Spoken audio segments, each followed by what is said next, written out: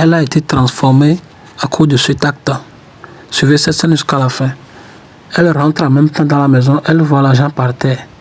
Subitement, elle tombe sur un corps inanimé. Elle a crié Jésus. Elle a eu tellement peur. Le monsieur qui elle poursuivait, le monsieur est rentré. Elle a fait tout pour contenir sa peur, tout comme si rien n'était. Elle transpire. Elle dit au monsieur que, en fait, elle a oublié quelque chose, elle doit retourner prendre ça, qu'elle ne se sent pas bien. Le monsieur a commencé par rire. Elle dit qu'elle est très sérieuse, qu'elle a laissé quelque chose dehors. Le monsieur lui dit que personne ne rentre dans sa maison et est sorti. Le monsieur lui dit, elle me mène à qu'à regarder l'état dans lequel elle a laissé son copain tout à l'heure sur la route. Et quand il était de passage, il les a bien vus, il était tout heureux. Quand il les a salués, et il a appelé la femme. Et le monsieur lui dit qu'il s'adresse à qui? Et il lui a dit que c'est à sa femme il s'adresse. Et elle s'est approchée de lui. Et il lui a montré une somme d'argent, soit disant que c'est du téléphone. Il a fait du bluff. Et elle dit que c'est de l'argent, ce n'est pas du téléphone. Et il s'est dit que bon, qu'il a trompé, s'est trompé de main. Il a déposé maintenant le liasse d'argent. Il a pris maintenant le vrai téléphone pour effectuer un appel. Le monsieur lui dit de quitter là-bas, que ce genre de personnes, ce ne sont pas de bonnes personnes. Elle persistait. Elle ne veut pas s'écarter de là. Et le monsieur lui dit, est-ce que ça lui dit de monter dans sa voiture juste pour prendre un peu de l'air avec lui et prendre au moins un peu d'argent aussi sur elle? Est-ce que ça lui tente? Et elle dit que, en tout cas, elle aime son copain, qu'elle ne peut pas aller à cause de l'argent. Et son homme lui disait que faut pas qu'il suive ces gens de personnes, que c'est des hommes dangereux. Que les gens qui roulent ces gens de voitures, ils traînent avec l'argent, c'est des gens dangereux.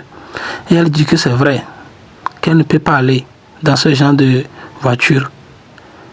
Et maintenant, les deux, ils ont commencé par chamailler le monsieur. Le monsieur lui dit de se taire et laisser sa femme tranquille, qu'il n'a qu'à se méfier, que celle-ci c'est sa femme, il l'aime plus que tout le monde, elle aussi elle l'aime plus que tout le monde, donc il ne faut pas qu'il va se tromper que soit disant qu'il a de l'argent. Maintenant, dès qu'ils ont quitté, voilà, elle a quitté en même temps son homme, derrière son homme, elle est rentrée déjà dans sa voiture, la voiture du riche. Son homme est arrivé, s'approcher de sa voiture, et il cogne. Et il dit, qu'est-ce qui se passe là? Qu'est-ce qu'elle fait dans la voiture? Et qu'est-ce qu'elle a répondu à son copain? Son copain dit, et elle fait quoi dans la voiture? Le riche homme lui dit qu'est-ce qu'il lui a dit tout à l'heure? Qu'il n'a qu'à aller chercher un travail. Et il l'a laissé comme ça sur la route. Le monsieur est choqué. Et il dit, qu'est-ce qui se passe là? Qu'on dirait qu'il rêve. C'est dans un film, bien, c'est dans la réalité. Le monsieur dit donc, elle a vraiment laissé pour rentrer dans la voiture d'un riche homme qu'elle ne connaît même pas. Et il dit qu'il n'y a pas de souci, que le karma existe.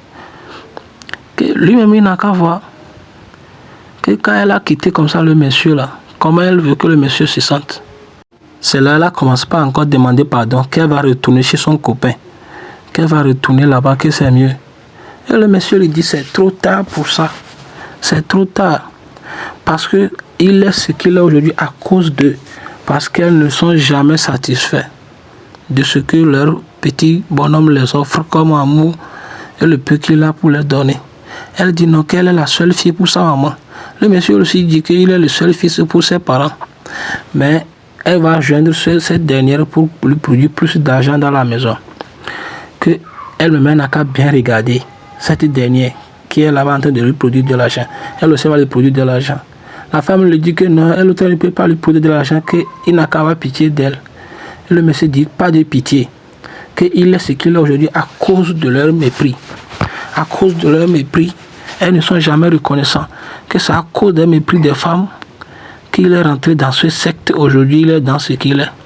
Parce qu'elles ne sont jamais satisfaites, elles ne sont jamais reconnaissantes du peu qu'on les donne. Et tous les hommes sont poussés à bout, y compris lui-même qui est ici aujourd'hui.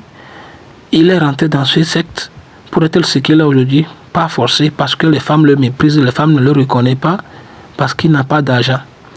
Que tout ce qui c'est blim blim, c'est sur ça elle tourne, elle ne veut rien faire, elle veut seulement celui qui a de l'argent. Celui qui n'a rien peut les offrir de l'amour, elle ne le calcule même pas. Que c'est le prix à payer, qu'elle va payer le prix très cher. Elle va lui tourner aussi l'argent comme l'autre le fait déjà.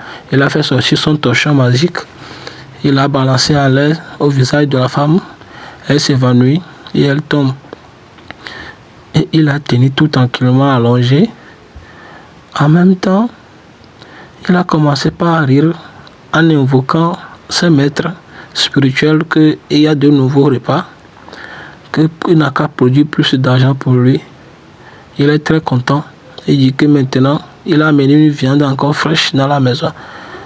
Elle a commencé par produire déjà de l'argent. Que cela en sert de leçons à plusieurs.